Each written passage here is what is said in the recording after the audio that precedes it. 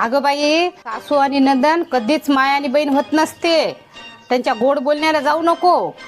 हा, कळलं का? हो. ठेव फोन. हे पाय, नवरा की नाही इंचवासारखा असते. त्याची नागी की नाही कधी पण ठेचून ठेवायची. कवा डंक मारेल ते कळणार नाही तुला. कळलं? अगं बाबाला चहा देते, उशीर झालाय. अगं काय बाबा बाबा करते तू? काम करायला आणि कधी लेकराला घेऊन फिरते का? नुसता लाड करतेस म्हाताऱ्याचा. हे पाय, तुझा नवरा साधा बोळा आहे. उद्या बहिणीच्या लग्नात सगळा पैसा खर्च उडून टाकल. लेकर काय भीक मागतील का? जरा बाईच्या जातीनं लक्ष देवा थोडस घरामध्ये. ठीक आहे सासूबाई, दूध पिया. मला कशाला दूध?